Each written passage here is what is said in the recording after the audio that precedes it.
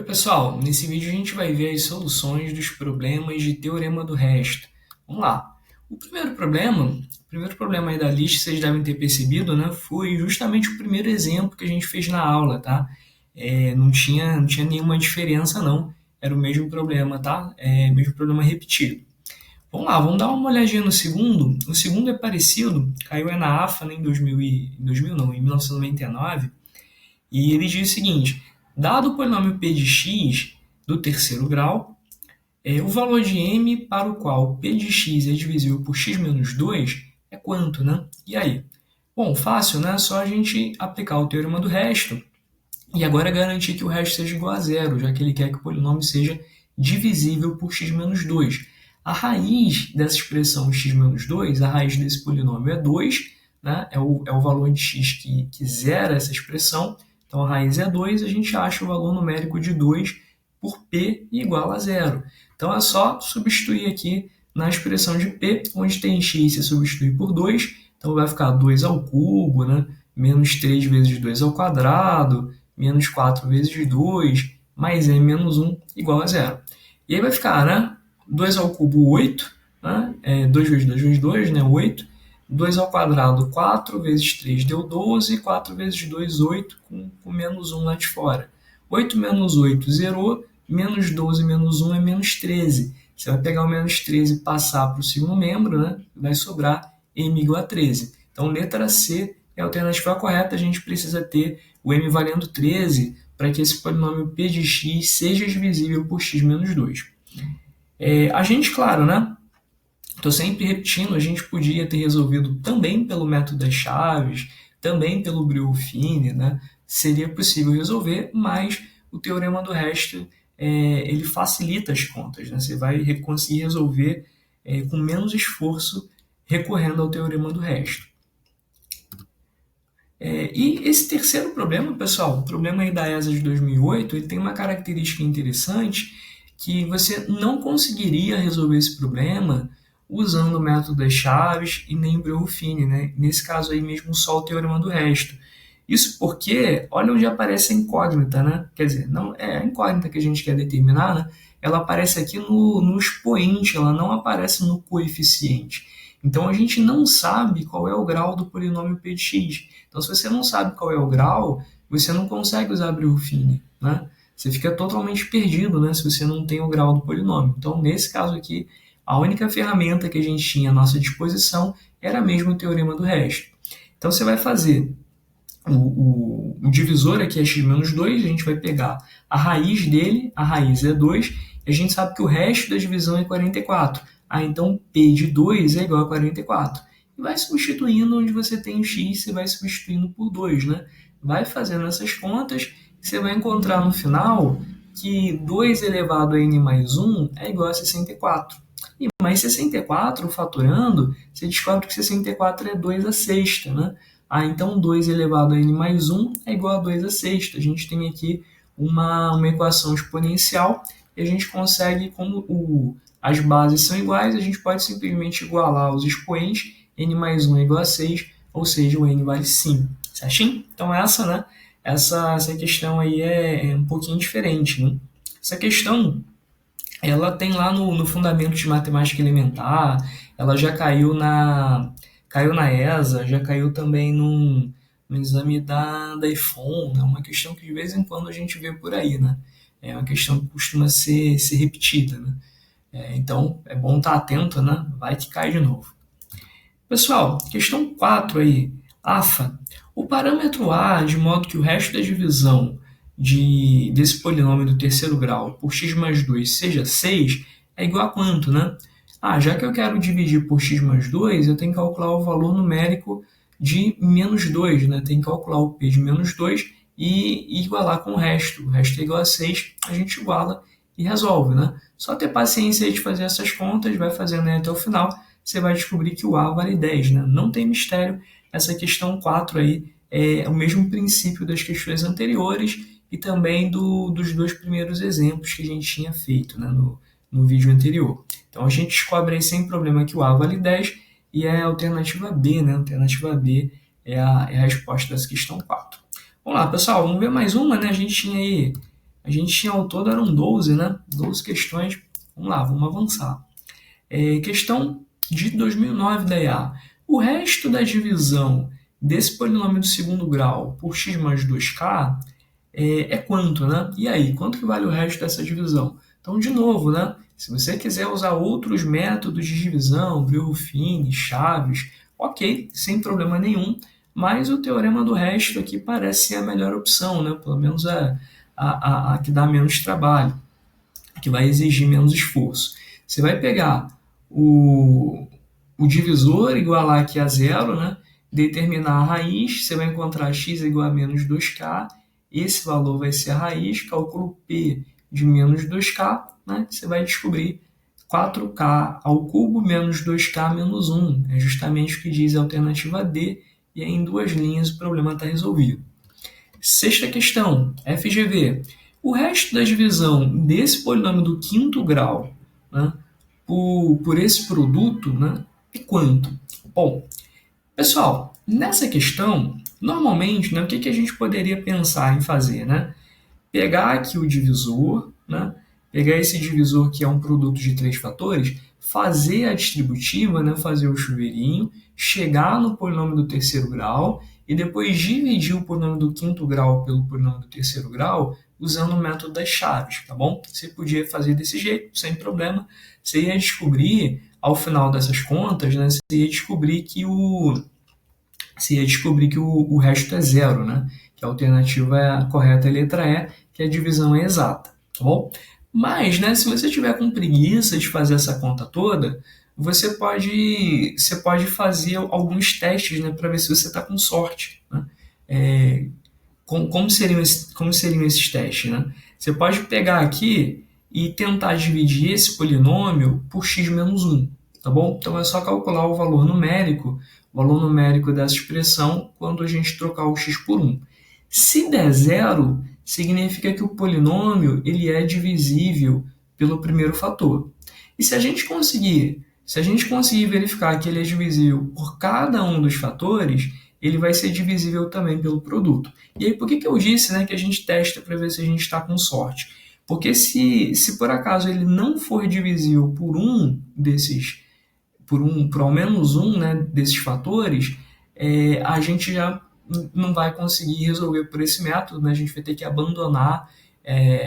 abandonar essa solução, né, e tentar pensar de um outro jeito, tá? Então, por isso que para essa solução que eu coloquei aqui, a gente precisou contar um pouquinho com a sorte, tá bom? Realmente o polinômio ele era divisível por cada um dos três fatores, então ele é divisível pelo produto. A gente tinha visto isso na observação lá da parte teórica da aula. Bom, a outra alternativa, né, seria realmente a que dá trabalho, também é a solução mais garantida, né? É a mais trabalhosa, que você pegar, encontrar esse divisor aqui do terceiro grau e resolver essa questão usando o método das chaves, tá bom? Então seria uma possibilidade aí também para resolver essa sexta questão. Alternativa E, né, a gente descobriu então que o resto é zero. Vamos lá, alternativa E é a resposta correta da questão 6. Vamos dar uma olhadinha nas próximas. Sétima questão. O polinômio p de x ele é divisível por x ao quadrado menos a ao quadrado. Se e somente se ocorrer o quê, né? Bom, se ele é divisível por x ao quadrado menos a ao quadrado, ele vai ter que ser divisível por x menos a e vai ter que ser divisível por x mais a também. Por que isso? Porque são os fatores, né? São os fatores da decomposição do divisor, né? X ao quadrado menos a ao quadrado é uma expressão, né, que é uma diferença de quadrado e você pode fatorar com o produto da soma pela diferença. Tá bom? Então, P de x ele vai ter que ser necessariamente divisível por x menos a e por x mais a. E aí o teorema do resto garante, então, para a gente que P de a é igual a zero e P de menos a também vai ter que ser igual a zero. E é justamente o que está dizendo lá na alternativa C. Então, para resolver essa questão 7, a gente precisou não só do teorema do resto, mas também daquela observação que a gente tinha visto no início da aula. Pessoal, questão 8, SpaceX. Dividindo-se um polinômio P 2x à quarta menos 5x ao cubo mais kx menos 1. Por x menos 3 e por x mais 2, a gente obtém restos iguais, os restos são iguais. Nesse caso, quanto que vale o valor de k, né? Bom, se os restos são iguais, a gente sabe que os valores numéricos de p são iguais para quando a gente tem ali o x valendo 3 ou o x valendo menos 2. Então é só usar o teorema do resto e igualar essas duas expressões, tá bom? Se iguala essas duas expressões, vai cair numa equaçãozinha do primeiro grau, né, equaçãozinha tranquila de resolver, na variável k, né, o k aqui é o valor que a gente quer determinar, e você vai achar rapidinho que o k é igual a 9. Né? Então, k é igual a 9, é a alternativa correta, a letra B de bola. Tá bom? Então, é usar o teorema do resto duas vezes, né? Porque são duas divisões. Tem o divisor x menos 3, tem o divisor x mais 2, você calcula aqui o resto, né, das duas divisões, iguala e determina o valor de k sem problema. Alternativa B de bola. Pessoal, questão 9, mais uma aí das PSEX. Considere os polinômios p de x igual a x elevado a 80 mais 3 vezes x elevado a 79 menos x ao quadrado menos x menos 1. E também o polinômio b de x, que é igual a x ao quadrado mais 2x menos 3. Sendo r de x e o resto da divisão de p de x por b de x, quanto que vale o valor? O valor de r de meio, né? Quanto que vale r de meio? Pessoal, essa é uma questão que ficaria muito difícil resolver pelo Breuil-Fini ou pelo método de Chaves por conta aqui do grau elevado de p de x, né? P de x é um polinômio de grau 80, né? Então imagina trabalhar com esse grau tão grande, né? Se você fosse usar o método de Chaves, por exemplo, esse 80, né? A cada iteração você ia pegar esse 80 aqui e diminuir por 2, né? Diminuir por 2. Então, no próximo ele ia ser grau 78, no próximo grau 76, depois grau 74. Imagina o quanto de folha que você ia gastar, né, para resolver essa questão pelo método das chaves. E o Breuil-Fini também não ia ser tão simples, né? Porque aqui, entre o coeficiente 3 e o coeficiente menos 1, você ia ter que escrever uma série enorme de zeros, né? Porque você tem aqui o termo de grau 78, de grau 77, 76, 75, até o termo de grau 3, que você precisaria completar com zeros no Breuil-Fini. Então é impraticável, né? Seria impraticável resolver esse problema dessa forma. Para isso, a gente tem, né, felizmente, o teorema do resto. Então, o que a gente vai fazer? Primeiro a gente vai pegar aqui o divisor, o b de x, que é o divisor, e a gente vai decompor, né, esse polinômio do segundo grau no produto de dois polinômios do primeiro grau. Né? Como é que você faz isso? Né? É só você pegar essa expressão e pensar como uma equação do segundo grau e encontrar as duas raízes. As raízes são menos 3 e 1, tá? Menos 3 e 1. E aí você vai fazer x menos uma raiz vezes x menos a outra raiz. Beleza, você já tem a expressão fatorada. Se você ficar na dúvida se a fatoração está correta, é só fazer aqui a distributiva para ver se vai dar certinho, né? Vamos lá, x vezes x é x ao quadrado, confere. X vezes menos 1 e depois 3 vezes x vai dar 2x, né? Confere aqui também. 3 vezes menos 1 dá menos 3. Beleza, deu certinho aí, esses polinômios eles são iguais. Agora a gente pode usar o teorema do resto sem medo. Ele diz o seguinte, né? Ele disse que o que ele quer que a gente descubra? Ele quer que a gente descubra o resto, né, da divisão, o r de x, e depois quer que a gente substitua o x por meio, né, para calcular o valor numérico dessa expressão. Então, o que a gente vai fazer? A gente vai calcular r de menos 3 e a gente vai calcular o r de 1 também.